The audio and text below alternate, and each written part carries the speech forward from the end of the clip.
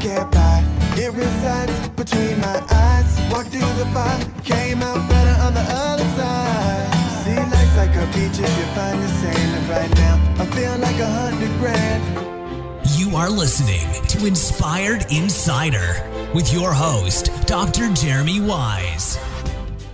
Dr. Jeremy Wise here, founder of InspiredInsider.com, where I talk with inspirational entrepreneurs and leaders. And, you know, Andrea, I love talking about not just the journey, but like actually just some of the bumps in the road, because we always hear about people coming out the other side. So people can check out other episodes. I had Julie Clark, who started Baby Einstein. She grew it with 5 employees to $20 million, sold to Disney. But the most interesting part was she survived cancer twice. She calls herself the cancer assassin. And that's real life. Like, you know, there's stuff that happens in our personal life that overlays with business. And she shared some of those stories. Kim Walsh-Phillips has, you know, started an amazing company as far as helping other companies on social media and paid ads. But she talked about at one point in the career, she had to sell her wedding ring to make payroll. So I think she got it back eventually from the pawn shop. But that and many more, check out InspiredInsider.com for other episodes. This episode is brought to you by Rise25. Rise25, I co-founded with my business partner, John Corcoran. We help businesses connect to their Dream 100 clients, referral partners, relationships. You know, kind of like, I'm going to introduce Andrea Herrera in a second, but kind of like Andrea, how do you give to your best relationships? And that's kind of how I think on a daily basis. How do I give? And I feel like when I have a podcast, I can have someone on, profile their thought leadership, spread the message of their company, and allows me to give to them. And so we do that for other companies. We help launch and run businesses podcasts for them. And so you could check it out. You can, rise25.com. My co-founder and I, we are bantering like an old married couple in a video on the homepage, so you can check it out. And if you have questions, you could email us anytime, support@rise25media.com. I am super excited to introduce today's guest, and big thank you to Fran Biederman-Gross for introducing today's guest. And you can check her out at advantages.net, where they do end-to-end communications for companies. Andrea Herrera is president and founder of both Amazing Edibles Gourmet Catering and Boxperience. One of my favorite topics is how do you give to people and send actual lumpy mail so they open it and give them a wow experience. And that's exactly what Andrea does. Boxperience builds rapport, shares your gratitude, deepens your most important relationships, and they provide it for top salespeople, CEOs to maintain and develop their most important business relationships. So they do customized wood crates filled with premium food, beverages, monogrammed gifts. I don't know, Andrea, if you want to hold it up for a second while I'm talking about it, but she's going to grab it. So if you're watching the video, not just listening to it, she's going to show how cool it looks. It looks amazing. I mean, when I was doing research on this, I'm like, it says, let's connect if you're just listening to it. And it's got some wine and some other goodies in there. I'm like, I'm definitely going to buy them for some other people for sure. There's another one. So we have some wine, some cheese, some meats, and other things in there. So it looks amazing. And this is her background. Amazing Edibles Gourmet Catering does catering for weddings, corporate and educational markets. So some of their past clients include Fortune 500 companies, nonprofits, includes Oprah Winfrey's Harpo Studios, University of Chicago, University of Illinois, Northwestern, Michigan State, Cornell College, and many more. So if you have a fabulous party that you want to execute on, that's what they do. They go to homes, offices. You go to cateramazing.com. We will talk and do some shout outs to EO, App Dynamics, and HealthPlex specifically. So Andrea, thanks for joining me. Thank you so much for having me, Jeremy. I'm really excited to be here. What's most impressive, and we'll talk about your background, because I really want to dig into what's interesting in your past is English, art history, and music history major to running your own company for over 25 years. And in this climate, Cater Amazing, but Boxperience is younger, comparatively. But talk about, embracing change and starting up Boxperience and how that process started up. Sure, thank you. So I studied English, art history, music history in college. Went to a small liberal arts college that was on a block plan. So we did a different class every 3.5 weeks. So there was constant change, constant motion. You had to be really adaptable. I worked in corporate restaurants for about 10 years after college, got to a general manager level. Yeah, the Levy organization is huge in Chicago. The Levy organization, yes, and they're across the country. At the time, there were lots of restaurants. They moved into stadiums. But I think they're all like Bulls Stadium. Like they cater all the food there. So like you cut your teeth on like probably the most difficult, most comprehensive as far as catering goes. It was a great learning space. I always, when I talk to wannabe entrepreneurs, I tell them, go work for the best in the industry, learn on their dime, totally. get your experience, and then go off and learn on your own. So after 10 years, I had kind of burnt out, quit my job, rode a motorcycle across country, got by the pool for the summer, and decided if I was going to work that hard, I should do it for myself. And thus was born Amazing Edibles. So we foster relationship building at bread breaking events. We've done it for 25 years. I have an amazing team. I have a 5,000 square foot kitchen. We do cooking classes. We do events at venues around the city, on people's homes. And in the last 3 months, things have slowed down a little bit. The fact that you can't get more than 10 people together, at least as of today in the Chicago area, means our event business is basically hibernating. I like that word, hibernating. That's like a very positive word. Thank you. We're doing meals, family meal service. We're doing first responder meals. We have done some work for social service agencies, and we are working with a lot of our couples who have been postponing weddings. Our first wedding is actually July 2nd. We're super excited about. But that business is on a serious slowdown. We're down about 90% in revenue. So March 13th, I laid off about 80% of my team. And a few weeks later, reached out to a bunch of amazing entrepreneurs I know through EO and around my business experience, and was told you need a startup in the next 30 days. So I jumped in. My purpose in life is to foster connection, to create community. And I tried to look at the resources I had with Amazing Edibles, which is food and drink and connection and celebration. And how could I bring that to people without the events? And I also saw that for a lot of salespeople, CEOs, the lunches that they took people out to and the dinners and the Bulls games are not happening. Gone. Yeah. Yes, gone. And so how could I replace that with a shared experience? Thus came Boxperience. I have a lot of experience with food and beverages, so I've been curating these cool things, but I wanted it to be personal. It's more than a gift box. Like, how do we unbox the gift box? So the idea is you're sharing, instead of going to lunch, you're going to send this risotto Italian meal with wine and risotto and cheese and a personalized video or audio card that they open up and they see your face saying, hey, even though we can't have lunch this Friday, let's meet over Zoom, crack open the bottle of wine and catch up. Or a cup of coffee if you prefer coffee, but a lot of them include refreshing beverages. And so I jumped in, and it took us 3 weeks from deciding to open to launch. And we're now 4 weeks in, and we have sold around 300 boxes, which was really fast. I want more, but it was a quick jump and leap. I didn't feel I had any other choice. I have a company, I have a team, and for us to move forward, I needed multiple streams of revenue. So how did you come up with the name and decide to go this route? Because you could have gone a lot of routes. You could be like, well, we could just focus all in on delivery, like just delivering food. And that's a huge need right now too. Yes. Right? So I worked with my leadership team. I laid off a lot of my staff, but we kept our leadership team, and we did some whiteboard sessions and had everybody come up with every idea they had for what we could do. Should we do concierge dinner service? Should we do concierge grocery service? People, it takes 3 weeks to get groceries from Whole Foods 2 months ago. Nobody wants to go to a grocery store because you might get cooties. All these things. And so I looked at starting summer camps, virtual summer camps, because people are going to need to do stuff with their kids, because after 3 months of homeschooling, people are ready to kill them. So try 2 days of homeschooling. There you go. Yeah. So we threw a million, ideas at the wall.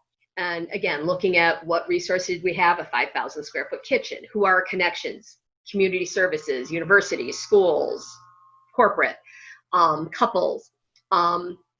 And I also felt like I needed a business. This is going to sound really bad, but I'm just going to say it, that would cater to the 1%. because honestly, I need people who have money to buy. They have to pay for the services. They have to pay for the services. So I was looking for a business that was probably a little bit more high end, but for people who still have revenue and resources and can employ it differently. And so I came up with this as a way for salespeople who have budgets for travel and entertaining to have another way to connect with that client that they're not currently. One of my thoughts is if someone's spending $100,000 a year with you in your business, you can't really send them a box of oranges. Fruit of the month is lovely, but a $50 box of oranges doesn't quite match the value of the relationship. Yeah. You also can't send them an iPad because it kind of looks like a bribe. So can we do something in between? Can we do something that's thoughtful, that's meaningful, that replaces that experience and encourage them to share it together? So as a salesperson, instead of calling people, which for the most part is not terribly welcome these days, can you get your client to pick up their phone and call you and connect deeply? And they're going to remember you because the breadboard or the Moscow Mule mugs are going to be sitting in their house because they've got their name on them, not your name. Nobody really wants to wear a Boxperience t-shirt. But if it's got their name I on do. it, I'd wear a Boxperience t-shirt and a sweatshirt. I will get For you a sure. Boxperience t-shirt. People send me their sweatshirts, Andrea, and I wear them like And on you a wear daily them. basis. I should have had one for you today. I'll get it on the list. You know, who's ideal for you to be using you right now? Like who have you found of like, oh, we love this, you know, more of those type of people or Sure. companies? You know what? I'm going to go back because you asked me how I came up with the name.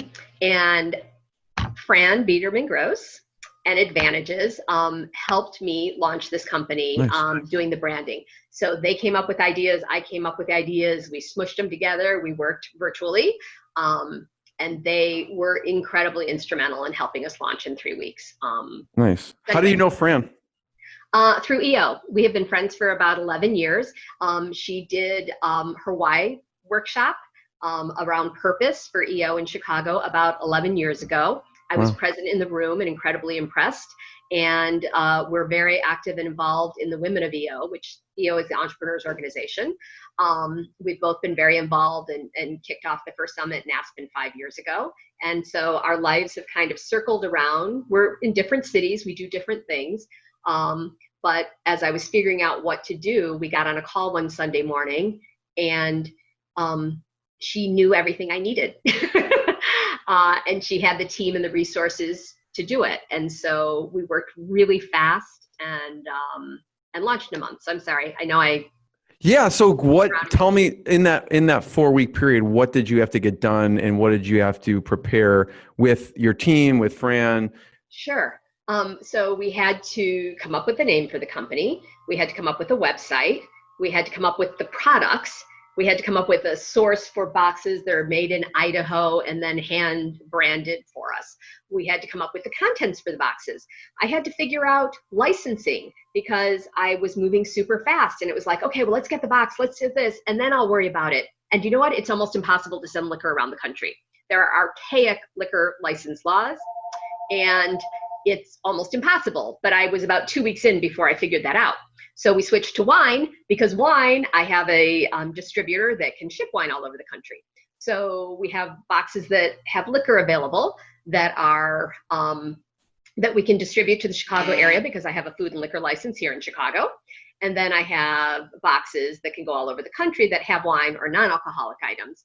And you're showing some of them now. Thank you. Awesome. So figuring out the boxes and the contents, figuring out the website, figuring out order forms and business cards and letterhead and who is our client and what are the objections and how much should they cost and where are we going to put What are some of the objections? The objections, they're too expensive. I already do that. So they're too expensive. To me, if you would take your client to lunch and spend $200, this is a $200 gift that's the same, and you're going to share the same experience with them.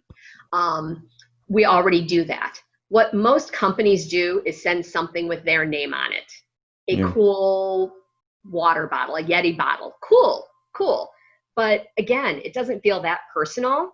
So this is something that is not really replacing a gift box. It's replacing that shared experience. Those are probably two of the top ones.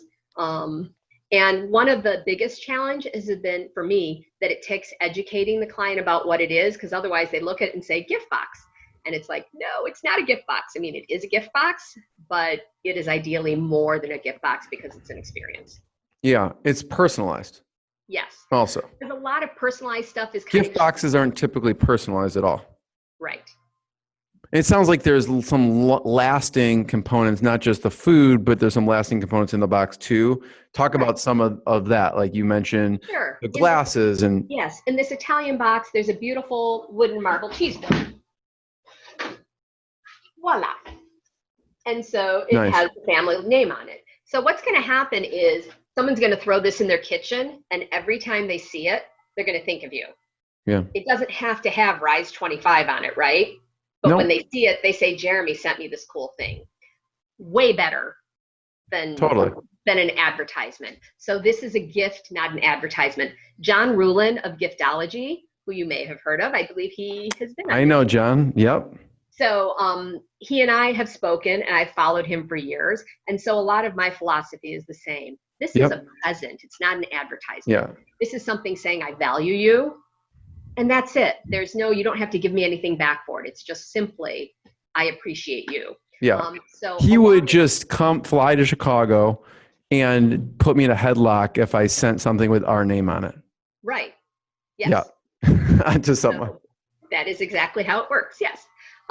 So I am a proponent of that, but that takes a little education because for the most part, company owners are used to let me get my name on everything so everybody knows who I am. Yeah. And your client knows who you are. They spend $100,000 a year with you.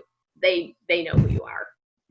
So that was a good example. I like the cheese. What other things can people think about getting or customizing within your boxes? We have like copper mugs. And so we would put your initials and perhaps your partner's initials. So it's really cool if it's yours. It's even cooler if it's yours and your spouse's, because now you included, again, in John Rulin terms, inner circle. Like you, who are the big business person who is always getting wined and dined and taken to Gibson's for lunch and Alinea for dinner, like no big deal that someone sends you a box.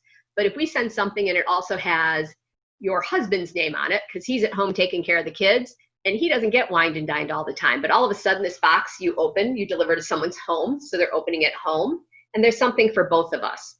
There's food and drink that we can share. There's, it goes really well. We've been doing these now for about a month, and so I've got Boxperience videos up on LinkedIn and Facebook and all over the place, and of people opening it with their kids and opening it with their spouse. And kind of that surprise and delight factor is big. So we also have corksicle mugs, like the metal cups for champagne flutes for being set with Prosecco. We have mugs, we have a branding iron, we have a grill barbecue box. So who doesn't want to put their last initial, their initial of their last name on their steak or their burger when they're barbecuing? I love that. Yeah. There's just fun things. They're not $1 million gift, right? But it's something that's kind of thoughtful and special because it's personalized to you. Yeah. Again, we're not trying to pay anybody off with this. It's just something that's going to cause some surprise and delight today and hopefully be left behind and remembered later. You mentioned, and I want to talk about, you sent out these influencer boxes. So we'll talk about that. But you mentioned price point, and I feel like the sky's the limit. It's like a blank slate. People could do anything and customize this. What's the range, would you say? Where would it start? Like, okay, I want to send like 10 of these. What's would be the starting price to think about? And then it probably goes on up from there. Awesome question. All the boxes are $2.15 a piece, plus tax and shipping. We have $20 flat rate shipping around the US. And then if you buy 5 or more, they go down to $185. That includes a handwritten or audio card. So when they open it, there is your message in your voice, which everybody knows, Jeremy, because you are on podcasts all over the world. Like 10 people who listen, yes. But yeah. Oh, at least I know John Rulin's going to watch this one. Yes, he definitely will. He's been mentioned 6 times now. And then, or a video card, and the video card's an extra $50. Okay. So basically $200 to $250 kind of out the door. Now, yes, if you want a bottle of Dome in this box, I am happy to include that. We are doing custom boxes. I have found that people want custom. We're working with someone for kind of a virtual trade show that's doing a virtual conference. and doing basically a goodie bag, because all the sponsors can't get their stuff to people now. So we'll put in some food and drink in a smaller basis, but then have room for swag from a conference. We're doing them for HR groups for onboarding C-level executives. So you can do something with the company name on it, something with their name, and then some company treasures and paperwork and stuff that need to get out. So I'm finding that there's application that way. High-end realtors are using them as gifts when someone buys their condo or home. So talk about the 40 influencer boxes. Okay, so I wanted to get some feedback and find out like if this was a great idea in my head or if it could have some actual application. So I sent them around the country to people like John Ruhlin and John Spence and Dave Rendell and lots of kind of speakers and leadership influencers. I've hosted leadership conferences for EOS, so I know lots of really cool people that do interesting things. I sent it to entrepreneur friends. I sent it to people kind of in my target markets to open them up and see if they worked. And it was super enlightening. I didn't warn people they were coming, so they didn't know what they were getting. So I got lots of surprise and delight. I also realized— You wanted the real reaction. Yeah. I wanted a real reaction because I'm going all in. What do you send them, Andrea, like the first initial outreach to get their information? Because some of them, I imagine you didn't have it. What do you say it without tipping them off that you're sending them something? So, well, I said, we've worked together before. I have a new company. I'd like to send you something and get your impression of it. Can I have your home address? And everybody gave it to me, no problem. As I said, connection's super important to me. So while these folks aren't my best friends, they've spoken at conferences and such for me. So they weren't scared that I was coming to stop them. So you're they gave me their address. And so I sent these around, and one of my friends who owns a company, a staffing service, Anthony Ramirez, opened it, and Lincoln Security, and he loved it. And he did a LinkedIn post the next morning.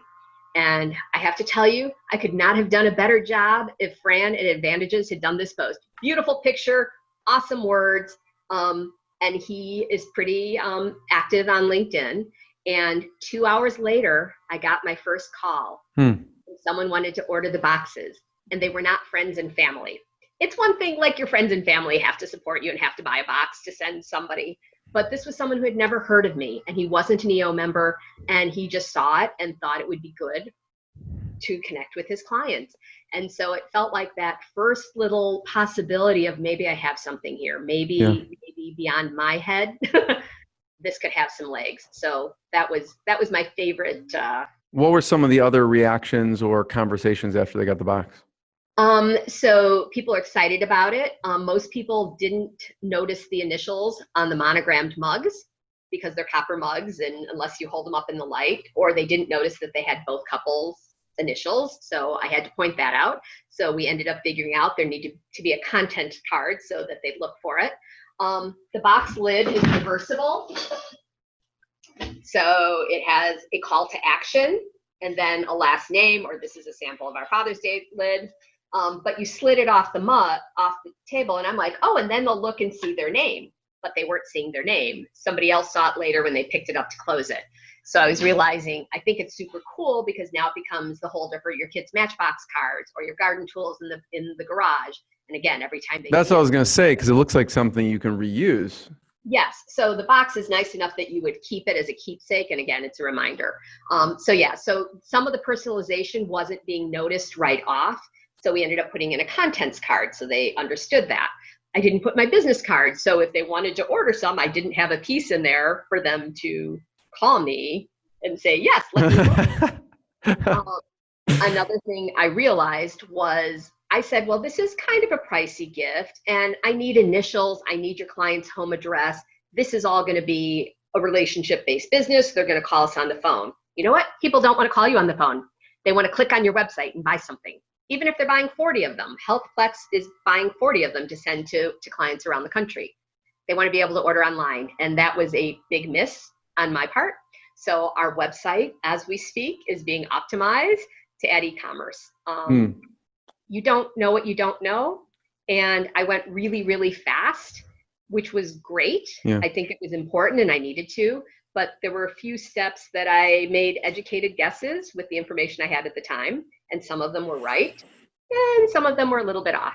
So we are. I mean, the important part is like you are always seeking feedback from your colleagues, your peers, but also from actual potential customers or actual current customers, because they're going to give you the real feedback. Yes. And that's been great, because as we started sending them out for customers, checking in with the client and saying, did your customer call you? Like, did it work? Were they happy? One of my clients said 2 customers called because their wives were at home and opened the boxes and were so excited and said, like, you have to work with this person. This is so cool. So it was fun kind of hearing how people are experiencing them, and then obviously seeing some online when people are opening them and having fun with it. So so we learned a few things from that first batch, and we made some improvements. We put some more things in the box to help explain things if they didn't get it. We wrote scripts, so if you buy these and you are going to do audio video, we have 6 scripts that you can use. You can customize it and do whatever you want, but people are nervous. By the time they do the 6th or 8th, they get pretty practiced. But just making it easy for people to buy, making it easy for people to see how this works. And now we're starting to get a few reorders, which is exciting. In a short period of time, that's amazing. Talk about EO as an influence to your business and, in general, over the years. I love EO. So EO is the Entrepreneurs Organization. We have 15,000 members around the world. I got involved about 11 years ago in what was called our Accelerator Program, which helped businesses that were at $250,000 to $750,000 accelerate their growth up over $1 million. I was in the program for about 18 months. I drank the Kool-Aid and joined EO. End of the year, it was like December 23rd. We were about to close for the winter holiday, and added up all my revenue, and we just crossed the 1 million. And I opened a bottle of champagne with my chefs in the kitchen and was so excited. EO helped me course correct. I had run my own company for 12 years. I don't want to say it was a lifestyle business, but I had a small kid. I worked, and we just kind of kept going. And I didn't really set big goals for myself, BHAGs, or I didn't look far into the future. When you were small, and it was a small kid, you're trying to survive. I mean, like, I've had a great life, and my son went to school here in Chicago, and we like to travel, but I wasn't really, I wasn't very goal oriented. I wasn't looking very far into the future. I was looking at today. I was working, we would say, in my business as opposed to on my business. And so Accelerator and EO helped me look up and look out. And all of a sudden I was in this group of amazing entrepreneurs that were doing such cool things and wanted to help me just because I needed some help, and was not afraid to ask and admit I didn't know everything. And so I got involved immediately. I was in leadership for about 5 years in the Chicago chapter. I did learning events, and I ran the Accelerator program, and I ran what's called our forum, which are small groups that experience, share, and help an informal board of advisors, essentially. I was then president of our chapter. I then held a conference on leadership, on revealing a leader that would define your legacy, and had amazing speakers from all over the world here, and about 500 people in Chicago for 4 days. It rocked my world. And then I got involved in global leadership. I've been very instrumental in helping develop women leaders in EO. EO is about 85% men. To join EO, you have to do at least $1 million in annual revenue. Women have a lot of small businesses. They often don't have businesses that scale up over $1 million. So it's been really exciting to help encourage diversity in our organization and diversity in our leadership. Who are some of the EO women members that people should check out their businesses and what they're doing? Fran Biederman Gross of Advantages in New York City. Laura Webb in Webb Insurance in Tampa. Marsha Rawls in Washington, D.C. has an art business. Do you know Andrea Houston? Twin Engines in Houston, also marketing and branding. Do you know Andrea Houston? I do know Andrea Houston. Okay. Is she on your Of course she has. Yeah, Andrea Houston's amazing. There's 2,000 women in EO around the world.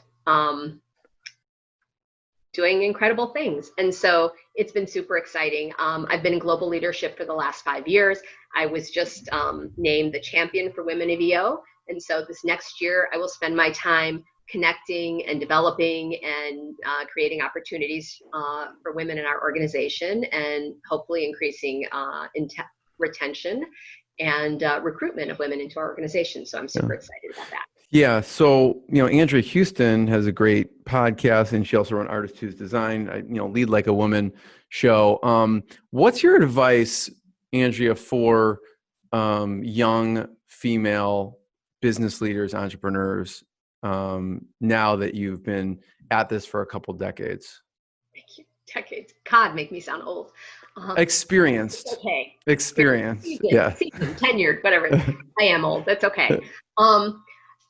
Find people, find your tribe, whether it's a group like EO or Vistage or the Women's President's Organization, or a group from your college or your neighborhood or your incubator. I think very often we think we have to go this road alone. And there are men and women that want to help support all entrepreneurs. And some of my mentors and some of my best friends in EO are men. I like men. I like women. Lots of amazing people everywhere. I'd say ask for help. Look at the communities that you're part of. You got to carry your own bags. You have to ask for help. You have to give help. You have to be someone who is ready to help and support others. Very big on servant leadership. I've done lots of mentoring. I serve on boards. I'm chair of the Rivendell Theater Ensemble in Chicago. I think if you jump in and you give of yourself and you show up with an open heart, people respond. This business pivot was really fast, and I had so many people who have helped me, have introduced me to people who gave me ideas about sales and marketing and introductions. You don't have to do this alone. That would be my, I guess, biggest thing. Ask for help, look for friends. I want to know, like we mentioned, the Levy organization, you really had a lot of experience with that. What's some aspects you learned from maybe an individual there or the organization that kind of you still think back on? Sure. At the time, I had worked for them for a few years, left and done other things, and went back as a general manager running the restaurants and bars at the Goodman Theater. At the time, 27 years ago, that was their first cultural institution and foray into, now they have Ravinia and Lincoln Park Zoo and do stuff all over the place. But for them, it was kind of a new opportunity. And so I was not 30 years old, and they gave me this jewel to take care of, but they gave me also this back end support, and there's marketing people and there's accounting people. So it was an incredible training for an entrepreneur, because I really got to make all the decisions myself, but I had all this bankroll behind me, experience that I could lean on. So I really appreciated the trust they put in me and the support they gave me to do a good job. Larry Levy and Mark, and who are the founders of the company, but just lots of people who showed up and were around. And I had an amazing team. I was at the theater for almost 10 years. And it was wonderful to be in an arts organization. You talked about my background. Yeah. I graduated from college. I wanted to run the Art Institute. I went there for the job, to run the Art Institute, and it was already taken. So it was kind of cool 10 years later to be back in that building. And it was like a perfect mix of your experience. It was. I've been really fortunate. I believe things work out. I believe in karma. I believe some of that woo-woo stuff. I've done a lot of personal development work. And I think as hard as this time is right now, pandemic world has been a very challenging world for my business. I also see silver linings. I see people like Warren Rustand, who in our entrepreneurial world and EO world is an amazing giant and leadership dean of our leadership academy, who has supported me, who I called for help when I was trying to figure out what I was going to do. There's so much good in the world and good around us if you open your eyes and open up to it. Yeah. You mentioned, Andrea, resources, from organizations like EO and some of those other ones. I wonder if you have any recommendations as far as resources like books or audio that you think people should check out, like some of your favorites. Oh gosh. if you're starting up, it's E-Myth, right, by Michael Gerber. I think 4-Hour Workweek by Tim Ferriss and his new Tools of Titans are really good just for mindset. Most of us don't have businesses that we can work only 4 hours a week, even in that idealized version. But the idea that you don't have to work 100 hours a week, I think is really important. When my company was small, I started at 5 in the morning and I went till 10 at night and didn't sleep. And you don't have to. Catering and all those, when you're doing events, it's like nights and weekends is the busiest, but you have to prep the whole day for those nights and weekends. Yes, but you have to have a life too. And I think a lot of entrepreneurs get lost in the work part and give up the lifestyle part. And I did. I mean, I raised a small child doing this and we're very close, but I missed things. And so some of it I had to, right? It's a financial job. If wedding is Saturday, you have to be there Saturday. But I think it's also, I'm really grateful that in the last 10 years in my EO world, I learned to prioritize things in addition to work.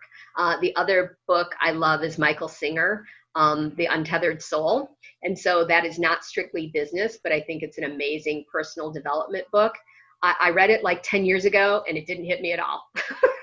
I missed it. I picked it up 3 years ago and it was like singing to my heart. So I think a lot of these business books, Good to Great by Jim Collins. I mean, there's literally 10 million business books out there. Fran has a new one out, The 3 Keys, delivering on purpose.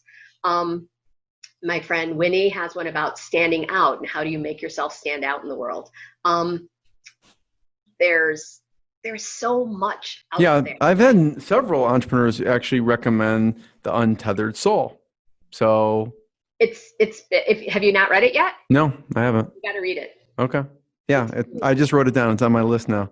I'm one tiny bit from that book. Yeah. I know it's out of time. No, go ahead. There's a lot about presence in the book. And you know how you get something in your head and you just can't get it out of your head. It's all you can think about. Pandemic world, right? Am I going to get sick? Is it this? Is that?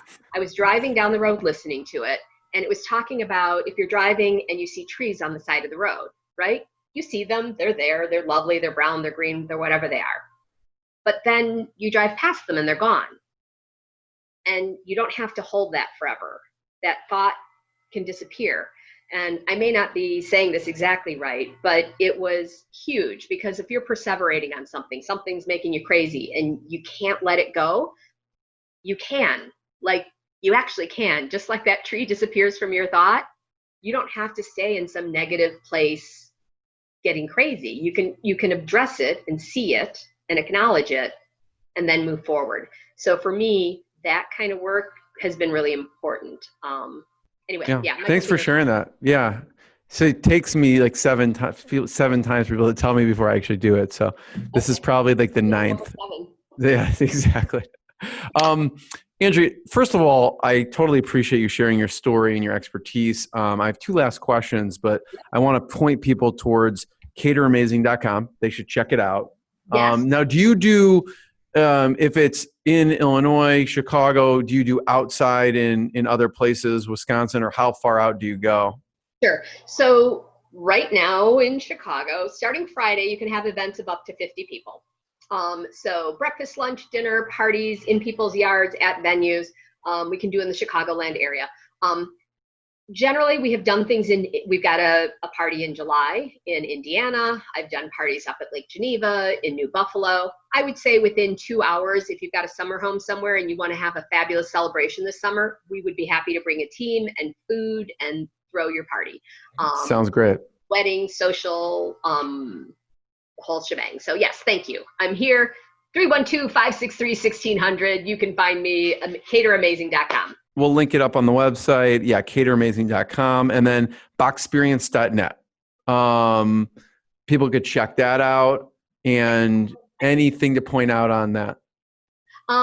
There are about a dozen boxes listed there. We have added a half dozen more that the photo shoot is next week, so we don't have. But it's if you want to do something special for someone, if you want to connect in a more significant way, I think it's a really lovely way to do that. We're happy to customize things for different industries, and we're super nice people, so we'll take really good care of you.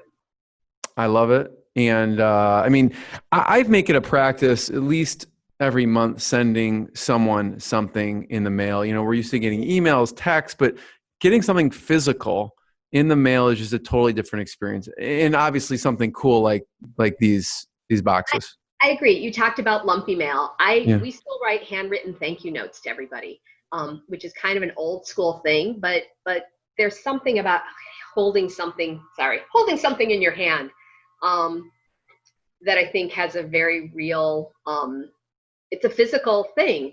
Emails are lovely. I love getting lovely notes by email, but there's something about opening a card, about opening a gift that takes you outside of that and kind of brings you right back to the present. Yeah. So, Yeah, totally. So check it out, cateramazing.com, boxperience.net.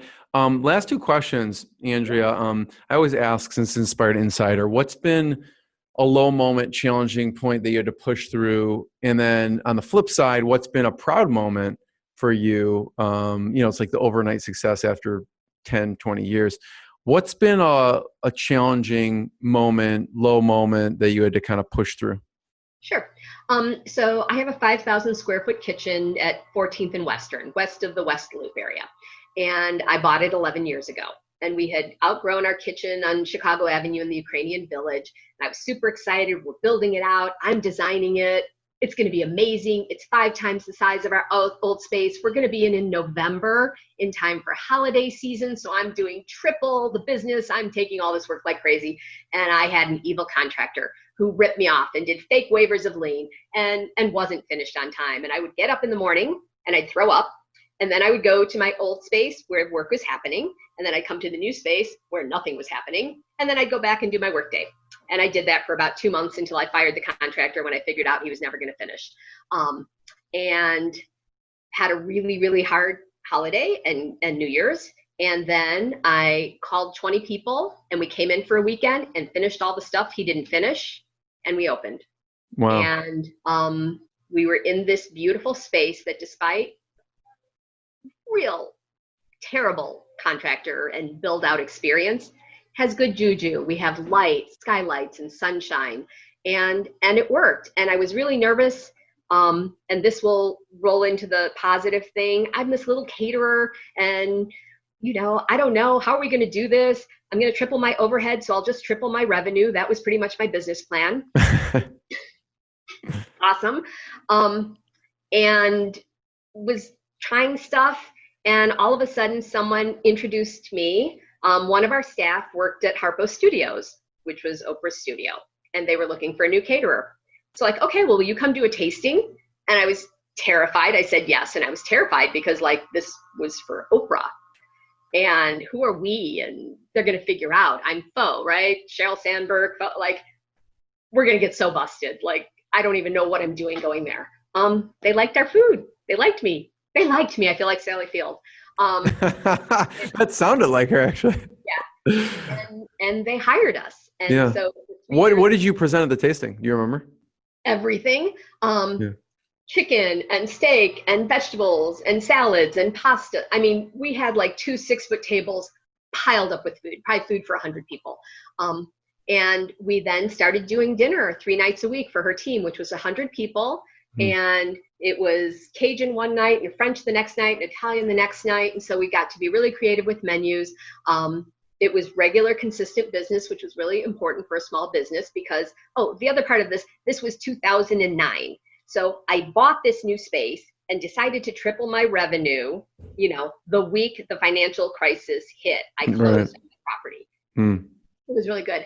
But all of a sudden it started working. And once I had Oprah Winfrey in my pocket, things started opening up. This was the same time that I was getting more involved in EO. And all of a sudden I was on MSNBC and I was on CNN and I was getting press and I was in USA Today, and everything started building on everything.